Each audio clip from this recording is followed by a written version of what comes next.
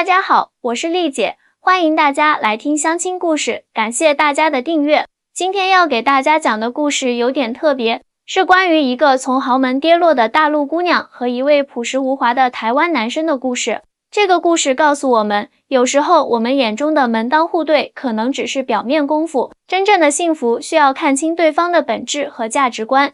我接触婚恋行业这么多年，见过太多为了门当户对而错过真爱的例子，也见过不少为了攀附豪门而委屈自己的案例。今天这个故事就很有代表性，希望能给正在寻找另一半的你一些启发。故事的女主角叫陈曼婷，今年27岁，是个地地道道的上海姑娘。曼婷从小就生活在蜜罐里，父亲是上海知名的证券大亨，家里条件殷实，住别墅，开豪车，用的都是奢侈品。曼婷从小就被父母精心培养，钢琴、舞蹈、书法样样精通。高中毕业后，她被送到英国留学，攻读金融专业。在英国的几年，她见识了更加广阔的世界，结交了不少名流富二代朋友，生活依然光鲜亮丽。然而天有不测风云，就在曼婷大学毕业那年，她父亲因为内幕交易被查，锒铛入狱，所有资产被冻结。更让曼婷心碎的是，她那看似恩爱的母亲，在父亲入狱后不到半年就改嫁给了另一位富商，彻底断绝了与曼婷的联系。曼婷一夜之间从千万豪宅的千金小姐变成了一无所有的普通人，她不得不搬出豪宅，在上海找了个合租房，靠做家教勉强维持生计。人情冷暖，世态炎凉啊！曼婷常常感叹，那些曾经围在她身边的所谓朋友，知道她家道中落后，一个个都消失得无影无踪，甚至有些人还在背后幸灾乐祸，说什么这就是作恶的报应，活该之类的风凉话。虽然生活条件大不如前，但曼婷骨子里依然保留着那份骄傲。她坚信自己迟早能重回上流社会，过上她曾经习惯的奢华生活。我绝对不会认命的，曼婷对自己说，我一定要找个有能力的男人，帮我重回上流社会。就这样，曼婷开始了她的豪门猎手之旅。她加入了各种高端相亲平台，设定了严格的筛选条件，对方必须是年收入100万以上的成功人士，最好有房有车，家庭背景良好。她相信凭借自己的美貌、气质和见识，嫁入豪门不是梦。就在这个时候，通过一个高端相亲平台，曼婷认识了来自台湾的林志豪。志豪今年32岁，是台北人，在上海一家台资企业担任技术总监。初次见面，志豪给曼婷的印象还不错，身高1.8米左右，身材匀称，虽然长相不是特别帅气，但五官端正，气质儒雅，谈吐不凡。最重要的是，他在相亲平台上填写的年收入超过100万，这个条件勉强过关吧。曼婷心想，第一次约会，志豪选在了一家不算特别高档但环境雅致的咖啡厅。他穿着简单的白衬衫和牛仔裤，手腕上戴着一块看起来很普通的手表。哎呀，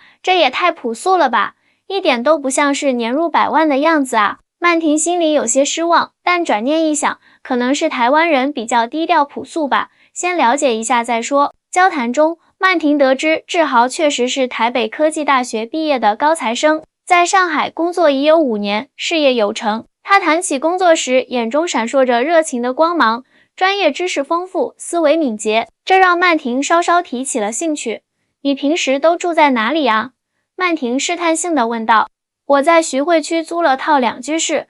志豪实话实说，虽然不大，但住一个人足够了。租房，曼婷心里又是一沉，都30多岁的人了，还在租房子。看出曼婷的失望，志豪解释道，其实我在台北有套房子，是父母帮忙买的，不过我现在主要在上海发展，还没决定要不要在这边买房定居。哦，原来是这样，曼婷心里稍微平衡了一些，在台北有房子，那还行。接下来的约会中，志豪带曼婷去了书店、博物馆、音乐会，这些约会虽然不奢华，但充满文艺气息。志豪博学多才，能和曼婷聊艺术、历史、金融，两人相处的还算融洽。不过曼婷心里始终有个疙瘩，志豪太过节俭了，每次吃饭都是普通餐厅，从不去高档场所，送的礼物也很朴素，一本书、一束花，最贵的一次是一条普通品牌的围巾。这哪像有钱人啊！曼婷心里暗自吐槽，难道台湾男人都这么抠门？终于有一天，曼婷忍不住了，直接问志豪：志豪，你不是说自己年收入过100万吗？为什么生活这么朴素？志豪笑了笑，我确实收入不低，但我一向崇尚简单生活。在台湾，很多人即使收入高，也不会过分张扬，注重生活品质，而不是外在排场。可是曼婷还想说什么，志豪打断了她。曼婷，我知道你可能经历了一些变故，但金钱只是生活的一部分，不是全部。真正的幸福不在于拥有多少，而在于如何看待和享受现有的一切。这番话让曼婷若有所思，她从小到大都在追求物质上的满足，突然被剥夺后，她更加渴望重回那种生活。但志豪的价值观显然与她大相径庭。也许台湾和大陆的价值观真的不同吧，曼婷想。不过既然他确实有能力，只是生活方式朴素，或许我可以慢慢改变他。就这样，带着各自的心思，两人的关系越来越亲密。3个月后，志豪提出要带曼婷去台北见父母。这么快，曼婷吃了一惊，但转念又想，这是好事啊，说明他是认真的，而且正好可以看看他在台北的房子和家庭条件如何。于是，曼婷欣然同意了。临行前，曼婷特意买了几件新衣服，都是她省吃俭用攒下来的钱购买的小众设计师品牌。她想在志豪父母面前展现最好的一面。到了台北，志豪开着一辆普通的本田轿车来机场接她。看到这辆车，曼婷心里又是一阵失落，这也太普通了吧，连个豪车都没有。志豪似乎看穿了她的心思，解释道，在台北，交通便利，很多人即使有钱也不会买豪车，一来是停车不方便，二来台湾人更注重实用性。这车虽然不是豪华品牌，但省油耐用，很符合我们的消费观念。曼婷半信半疑的点点头。志豪带曼婷先去了他在台北的家，一套位于信义区的2居室公寓，虽然地段不错，但面积只有70多平方米，装修也很简约，与曼婷想象中的豪宅相去甚远。这就是你的房子？曼婷有些惊讶。对啊，虽然不大，但在台北市中心，交通便利，周边设施齐全，生活很方便。志豪似乎对自己的家很满意。曼婷勉强笑了笑，心里却在盘算，信义区确实是台北的黄金地段，这套房子市值应该不低，但比起上海的豪宅还是差远了。当天晚上，志豪带曼婷去见了他的父母。他们住在台北郊区的一栋独立小别墅里，环境清幽，花园精致。志豪的父母都是退休教师，为人和蔼可亲。他们热情地接待了曼婷，席间谈笑风生，气氛融洽。晚饭很丰盛，但都是家常菜，没有曼婷想象中的山珍海味。饭后，志豪的母亲拿出亲手做的凤梨酥和奶茶，曼婷品尝后赞不绝口。阿姨做的点心比外面卖的好吃多了。曼婷由衷地说，哎呀，哪里，志豪妈妈笑着说，我们台湾人就喜欢自己动手做东西，特别是给家人吃的，再简单也是满满的爱啊。这句话触动了曼婷的心弦，她想起小时候，虽然家里条件优越，但父母忙于事业，很少有时间陪她，更别说亲手做点心给她吃了。席间，曼婷注意到志豪父母虽然退休多年，但精神矍铄，兴趣广泛。志豪父亲喜欢园艺和书法，母亲则擅长烹饪和手工艺。他们虽然生活简朴，但充满智慧和乐趣。晚饭后，志豪带曼婷参观了他从小长大的房间，墙上挂满了各种奖状和证书，书架上摆满了专业书籍和文学作品。志豪，你从小就这么优秀啊？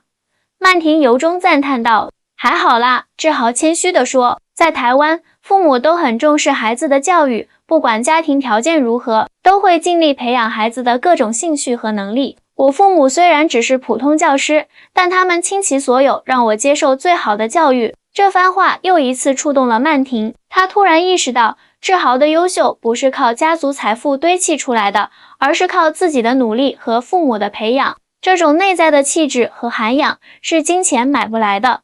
当晚，曼婷住在志豪家的客房里，躺在床上，她辗转反侧，心情复杂。志豪确实不符合我找豪门的标准，但他的确是个很优秀的人。他的家庭虽然简朴，但充满爱和温馨。再说了，台湾和大陆的消费观念确实不同，也许在台湾，这样的生活就已经算是相当不错的了。曼婷开始动摇了。第二天，志豪带曼婷游览台北，他们去了故宫博物院、诚品书店、101大楼，还去了几家文艺小店和特色餐厅。在一家充满文艺气息的咖啡馆里，志豪忽然说：“曼婷，我有件事想跟你商量。”“什么事？”曼婷好奇地问。“我知道你现在在上海生活不容易。”志豪认真地说，“我想帮你。”曼婷心里一喜，难道他要给我钱，或者要我搬去和他同住？然而志豪接下来的话却让他大吃一惊。“我打算在上海开一家设计工作室，专注于智能家居设计。我看你有金融背景，英语又好，如果你愿意，可以加入我，负责财务和国际客户对接部分，这样你就不用靠做家教为生了，而且还能发挥你的专业特长。”开工作室？曼婷愣住了。“你的意思是让我去工作？”“是啊。”志豪点点头。“你那么优秀，不应该把才华浪费在做家教上，我相信你有能力做得更好。”曼婷一时不知该如何回应，她期待的是有个富豪能养着她，让她回到从前衣食无忧的生活，而不是靠自己工作。但转念一想，如果志豪真的很有钱，开个工作室对他来说应该也不是难事，说不定是他给他的一个机会。那这个工作室投资大吗？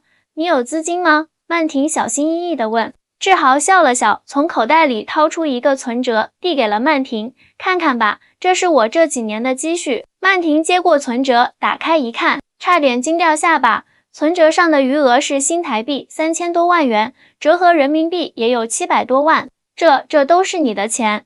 曼婷不敢相信自己的眼睛。“是啊。”志豪笑着说，“我这几年在上海工作，薪资确实不低，加上我一直比较节俭，没有什么大手大脚的消费习惯，所以存下了一些。那你为什么还租房子住？为什么不买车？为什么？”曼婷一连串的问题脱口而出。志豪耐心解释，在台湾，我们更注重实用和生活品质，而不是外在的物质排场。有钱不一定要立刻花掉，或者展示给别人看，我们更愿意把钱用在刀刃上，比如投资自己的未来，或者等待更合适的时机再做大的消费决定。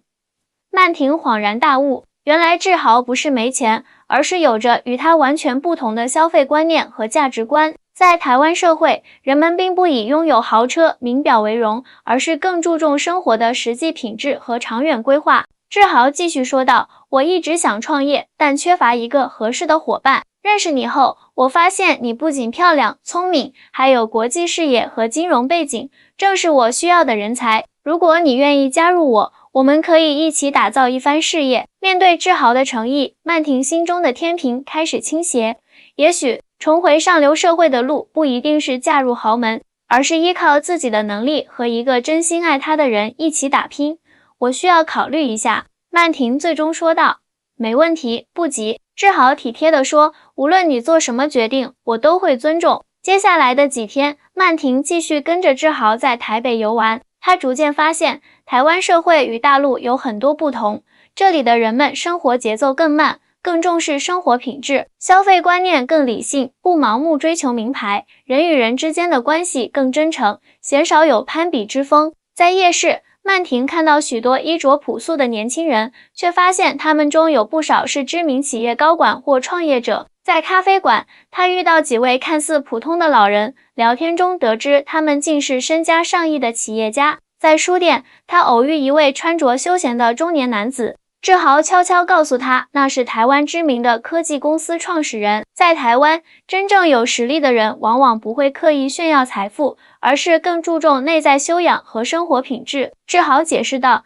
这与大陆的风气确实有些不同。曼婷若有所思，回想起在上海，人们常常通过名牌包、豪车、高档餐厅来展示自己的社会地位，而在台湾却是另一番景象。最后一天，志豪带曼婷去了阳明山郊游，坐在山顶的凉亭里，眺望整个台北市的风景，曼婷的心情格外平静。志豪，我现在终于明白为什么你会选择简单的生活方式了，曼婷轻声说道。哦，说来听听。志豪微笑着看着他，在经历了家道中落后，我一心想要重回上流社会，以为只有嫁入豪门才能实现。曼婷坦白道，我一直在寻找那种表面上光鲜亮丽的生活，却忽略了真正的幸福可能来自哪里。志豪点点头，每个人对幸福的定义不同。在台湾，许多人认为幸福不在于拥有多少，而在于内心的满足和人与人之间的真诚联系。我以前总觉得台湾比大陆落后，台湾人应该没有大陆人有钱。曼婷不好意思地说，但这几天我发现，台湾的发展模式和价值观与大陆不同，但绝不落后，甚至在某些方面，比如生活品质、社会氛围等，还更加令人向往。两岸确实有很多差异，但也有共通之处。志豪说，比如都重视家庭，注重教育，追求更好的生活，只是表现形式不同罢了。志豪，我想好了。曼婷深吸一口气，我愿意加入你的创业计划，不是因为你有钱，而是因为我想重新找回自己的价值，依靠自己的能力获得尊重和成就感。志豪欣喜地握住他的手，太好了，我相信我们一定能成功的。不过，曼婷补充道，我需要一些时间调整自己的心态，毕竟我曾经习惯了完全不同的生活方式。我理解，志豪温柔地说，我会陪着你一起成长，一起面对挑战。就这样，曼婷和志豪回到了上海，开始了他们的创业之旅。志豪租下了一间办公室，开始筹备智能家居设计工作室。曼婷则负责财务规划和客户拓展。凭借志豪的技术实力和曼婷的商业头脑，他们的工作室很快就接到了几个不错的项目。创业路上并非一帆风顺，他们遇到过资金周转困难的时候，也有过与客户沟通不畅的时候，但每次面对挫折，志豪都能保持冷静，用理性的方式解决问题。而曼婷则逐渐学会了面对困难不再抱怨，而是寻找解决方案。曼婷也在这个过程中不断成长，她开始学会量入为出，不再盲目追求奢侈品。她开始享受简单的生活乐趣，比如在家做饭，周末去公园散步。她也开始珍视真诚的人际关系，不再用财富和地位评判一个人的价值。1年后，他们的工作室小有成就，接到了一个大型商场的智能化改造项目。这个项目成功后，不仅为他们带来了可观的收入，还奠定了在行业内的声誉。曼婷，我有个想法。一天晚上，志豪神秘地说，既然工作室已经步入正轨，我们是不是可以考虑下一步了？什么下一步？曼婷好奇地问。我想在上海买套房子。志豪说，不用太大，但要温馨舒适，适合2个人生活的那种。曼婷惊讶地看着他，你是说我是说？志豪单膝跪地，掏出一个小巧的戒指盒。曼婷，嫁给我好吗？戒指并不是曼婷曾经梦想的那种大钻戒，而是一枚简约优雅的钻石戒指。但此刻在曼婷眼中，它比任何奢华的珠宝都要美丽。我愿意。曼婷毫不犹豫地答应了。婚礼在台北举行，简单而温馨。志豪的父母全程笑容满面，对这个来自大陆的儿媳妇充满了疼爱。曼婷也第一次感受到了家的温暖，这是金钱买不来的。婚后，志豪和曼婷在上海郊区买了一套小别墅，虽然不在市中心，但环境优美，交通也算便利。他们把房子装修得简约而舒适，每个细节都体现着2人的用心。以前我总觉得不住市中心的豪宅就是没面子，曼婷对志豪说，现在才发现，真正的家是能让心灵放松的地方，无关大小和位置。志豪笑着搂住他的肩膀，你变了很多，比我认识你的时候更加美丽。是啊，我变了。曼婷感慨道，多亏了你，让我明白了什么才是真正值得珍视的东西。2年后，曼婷怀孕了，志豪比她还要紧张，每天变着花样给她做营养餐，陪她散步，读育儿书籍。志豪，你真的好细心啊。曼婷感动地说，我从来没想过自己会有这么幸福的生活，这才是我想给你的生活。志豪温柔地说，不是表面的光鲜亮丽，而是实实在在的幸福和满足。在预产期前1个月，曼婷的父亲出狱了。经过这些年的反思，他已经认识到了自己的错误，决心重新开始。得知女儿已经结婚并即将生子，他忐忑不安地联系了曼婷。曼婷犹豫再三，最终在志豪的鼓励下决定原谅父亲。爸爸做错了事，但他毕竟是你的父亲。志豪说，家人之间应该互相包容，互相支持，而且我们的孩子也需要一个完整的家庭。曼婷父亲来到上海，看到女儿幸福的生活，感动得热泪盈眶。他感谢志豪给了女儿一个温暖的家，也承诺会做一个称职的外公。志豪，谢谢你让我明白了什么是真正的家庭和爱。曼婷的父亲真诚地说，我以前太过追求物质和权力，忽略了最重要的东西。伯父，人生路很长，重要的是能及时醒悟，重新出发。志豪诚恳地回应。孩子出生后，曼婷的生活更加充实。他和志豪商量后，决定暂时放慢工作步伐，把更多精力放在育儿上。现在的我完全不会觉得照顾孩子是种负担。曼婷对闺蜜小林说，反而觉得能看着她一天天长大，是世界上最幸福的事情。真看不出来，小林感叹道，以前的你可是立志要嫁入豪门，过上养尊处优生活的啊。人总是会变的，曼婷笑着说，尤其是遇到那个对的人后。说真的，小林好奇地问，你现在的生活和你曾经梦想的相比，有遗憾吗？曼婷认真思考了一会儿，然后摇摇头，没有遗憾，我现在拥有的比我曾经梦想的要珍贵得多。我有一个爱我的丈夫，一个健康的孩子，一个和睦的家庭，还有自己的事业，这些都是真实的幸福，不是靠攀附别人得来的虚幻繁华。但是你曾经那么向往豪门生活啊。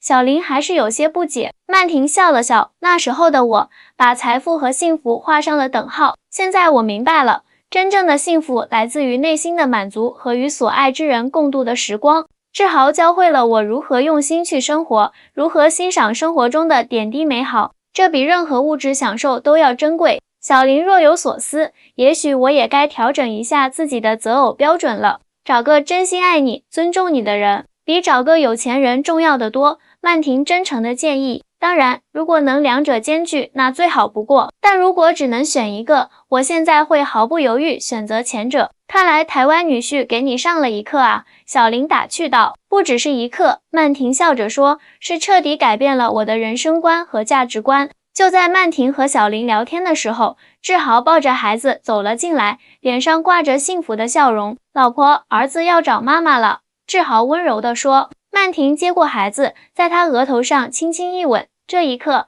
她感到无比满足和幸福，这才是我想要的生活。曼婷心想，不是住在金碧辉煌的豪宅里，而是有一个爱我的丈夫，一个健康的孩子和一个充满爱的家。晚上，当曼婷哄完孩子睡觉，走进卧室时，看到志豪正在床上看书，在看什么呢？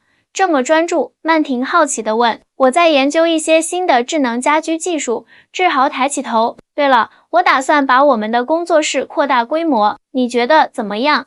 听起来不错。曼婷坐到他身边。现在市场对智能家居的需求越来越大，是个好时机。而且，志豪握住他的手，这样我们就能为孩子创造更好的条件，让他接受最好的教育，有更多的选择。你真的很为我们的家庭着想，曼婷感动地说，我真的很幸运能遇到你，我也很幸运能遇到一个愿意为爱情改变自己的女孩。志豪温柔地看着他，你知道吗？当初我看到你在相亲平台上那些严苛的条件时，差点就放弃了。真的？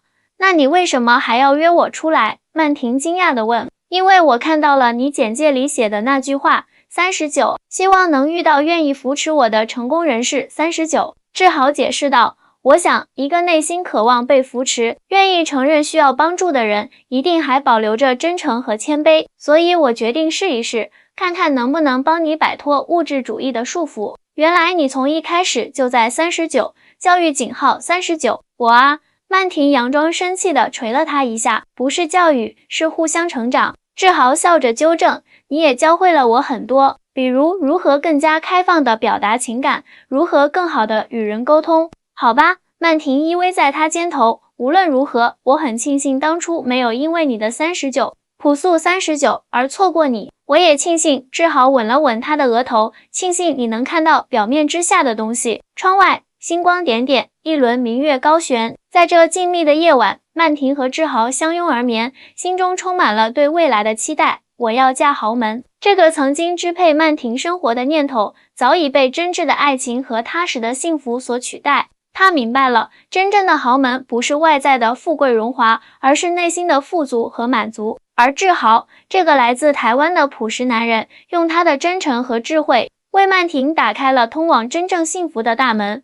两岸之间虽有差异，但爱情的本质是相通的。无论是大陆还是台湾，真正幸福的婚姻都建立在相互尊重、相互理解和共同成长的基础上。好啦，今天的故事就讲到这里。喜欢丽姐故事的宝贝们，记得点赞、评论、分享哦。咱们下期再见。